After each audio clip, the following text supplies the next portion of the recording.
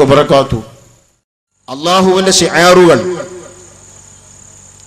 അല്ലാഹു ഭൂമിയിൽ വെച്ചിട്ടുള്ള അല്ലാഹുവിൻ്റെതായ ചില ശിആറുകൾ ഉണ്ട്. ആ ശിആറുകളിൽ പെട്ടതാണ് അല്ലാഹുവിൻ്റെ ഔലിയാക്കൾ, അല്ലാഹുവിൻ്റെ ദീനിൻ്റെ ഉലമാക്കൾ ഒക്കെ അതിൽപ്പെടുമെന്ന് മഹാന്മാരായ മുഫസ്സിറുകൾ രേഖപ്പെടുത്തി നമുക്ക് കാണാം. മുത്തഖിയായ മനുഷ്യന്റെ അല്ലെങ്കിൽ മുത്തഖിങ്ങളുടെ അടയാളം കൂടിയാണിത് എന്ന് ഖുർആൻ പറയുമ്പോൾ അല്ലാഹുവിന്റെ ദീനിന്റെ ശിആറുകൾ ഇവിടെ നാം നിലനിർത്തുകയും ആദരിക്കുകയും ബഹുമാനിക്കുകയും ചെയ്യുന്നത് പരിശുദ്ധ ദീനിന്റെ അടിസ്ഥാനമാണെന്ന് പറയേണ്ടതില്ല. അതുകൊണ്ട് തന്നെ മൊത്തം ഉലമാഇനെ ആദരിക്കലും ബഹുമാനിക്കലുമാണ് പരിശുദ്ധ ദീനിന്റെ അസ്ഥിവാരം തന്നെ. കാരണം ദീൻ ഇവിടെ നിലനിൽക്കുന്നത് ഉലമാക്കളെ കൊണ്ടാണ്. ദീനിന്റെ ശത്രുക്കൾ മുഴുവൻ ഉലമാഇന്റെ നേതൃത്വം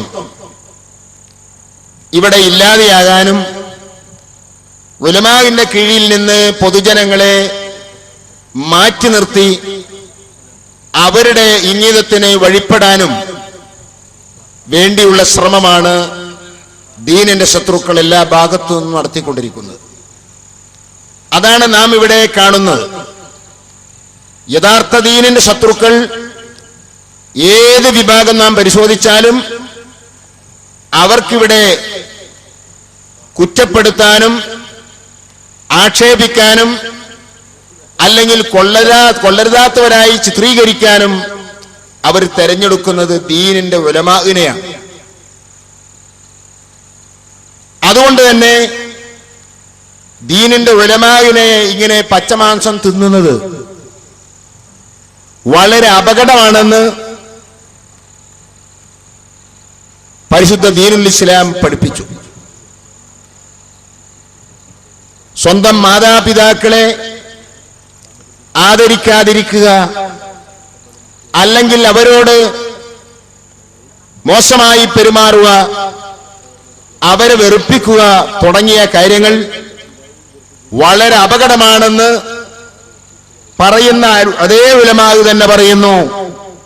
എന്നാൽ ഉലമാവിനെ നിന്ദിക്കുക, അവരെ അനാദരിക്കുക എന്ന് പറയുന്നത് സ്വന്തം മാതാപിതാക്കളെ വെറുപ്പിക്കുന്നതിനേക്കാൾ അപകടമാകുന്നു.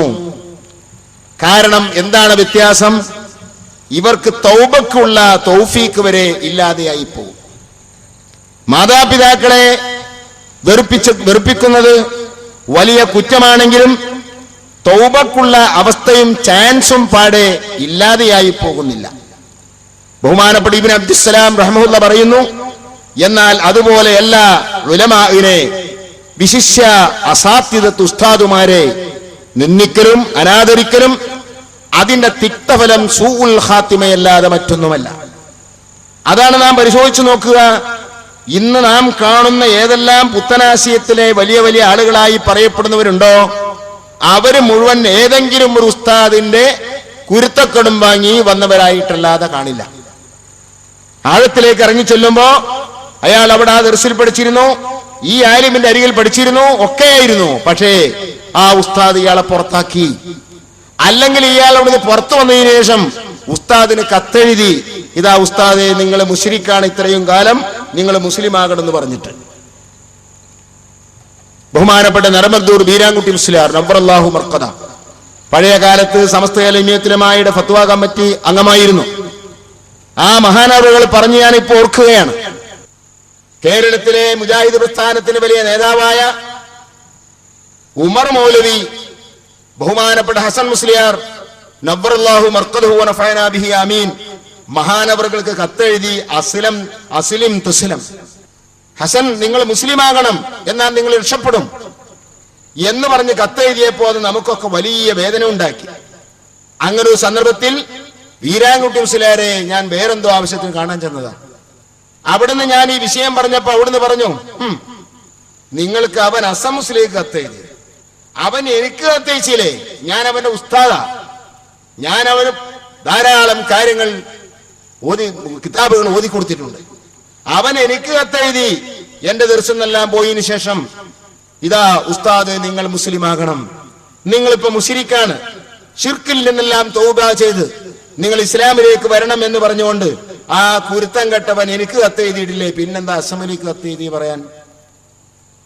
ഇങ്ങനെ ഓരോ ഈ നേതാക്കൾ എന്ന് പറയപ്പെടുന്നവരെ ചരിത്രത്തിലേക്ക് ഇറങ്ങിച്ചെന്നാൽ ഉസ്താദുമാര് നിന്ദിച്ചതിന്റെ തിക്തഫലമായിരുന്നു അവർക്ക് ആ കിട്ടിയത് എന്ന് മനസ്സിലാക്കാൻ കഴിയും.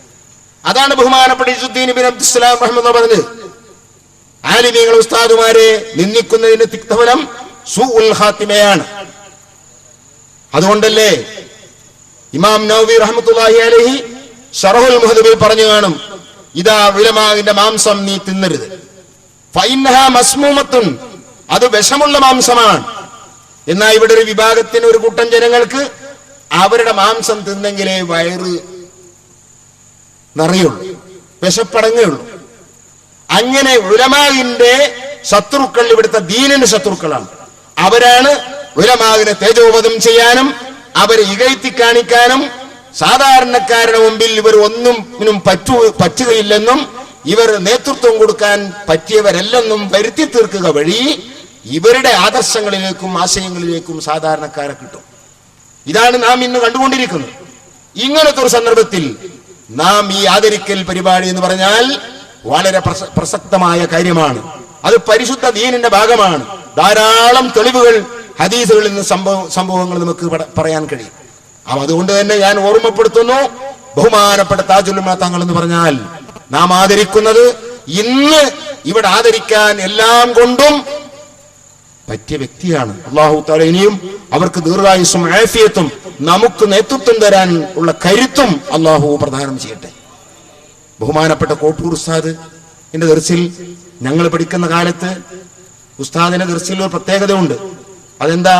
ദർസിനിടയിൽ ഓരോ വിഷയങ്ങൾ വരുമ്പോൾ ആ ഉലമാവുമായി ബന്ധപ്പെട്ട ചരിത്രം പറയും. അതിലൂടെയാണ് ധാരാളം ആലിമീങ്ങളെ പറ്റി ഫത്ഹുൽ മുഈൻ ഓതുന്ന കാലത്ത് തന്നെ നമുക്കിങ്ങനെ ധാരണ വരാൻ കാരണം. അതിൽ പ്രധാനമായി എപ്പോഴും മദ്ഹ് ചെയ്യുന്ന ഒരാളാണ് ഞാൻ ഓർക്കുന്ന, ഒരു 35 കൊല്ലൊക്കെ മുമ്പ്. അന്ന് ബഹുമാനപ്പെട്ട തങ്ങളെ കണ്ടിട്ടില്ല, തങ്ങളുമായി പരിചയമില്ല. പക്ഷേ കോട്ടൂർ ഉസ്താദിന്റെ ദർസിൽ നിന്ന്, ആ ദർസിൽ ഓരോ വിഷയം ഒക്കെ വരുമ്പോ ഉസ്താദ് പലപ്പോഴും അവിടുത്തെ ദർസിലൊക്കെ പങ്കെടുത്തിട്ടുണ്ട്. ആ അനുഭവങ്ങളെല്ലാം പറഞ്ഞുകൊണ്ട് ബഹുമാനപ്പെട്ട ഉസ്താദ് വലിയ മദ്ഹ് ചെയ്യുമ്പോൾ ബഹുമാനപ്പെട്ട തങ്ങളെ സംബന്ധിച്ചുള്ള വലിയ മതിപ്പ് നമ്മുടെയൊക്കെ മനസ്സിൽ, നമ്മുടെയൊക്കെ കൽബിൽ അന്നേ കുടികൊള്ളുകയാണ്. പിന്നെ അവിടുന്ന് കാലങ്ങൾ കഴിഞ്ഞാണ് അന്ന് ഉസ്താദ് ഇങ്ങനെ പറയുമ്പോ തങ്ങളുടെ ദർശനെ പറ്റിയൊക്കെ പറയും. കിതാബ് നോക്കിയല്ല ദർശനം നടത്തുന്നത്. ധാരാളം ആലിമീങ്ങളിടയിൽ ഞാൻ തങ്ങളെ ഇരുത്തിക്കൊണ്ടത് പറയുന്നു, അധികപ്പറ്റാകുമോ? ഞാൻ അവിടത്തോട് ക്ഷമ ചോദിക്കുകയാണ്. ഉസ്താദ് പറഞ്ഞെന്ന് മാത്രമേ ഉള്ളൂ. ഇത്രയും ആലിമീങ്ങളിടയിൽ കിതാബൊന്നും ഇല്ലാതെ നടന്നുകൊണ്ട് ദർസ് നടത്തുന്ന വ്യക്തിയാണ് ബഹുമാനപ്പെട്ട തങ്ങളൊന്നും തുടങ്ങി ധാരാളം ചരിത്രങ്ങൾ തങ്ങളെ കുറിച്ച് പറയാറുണ്ട്.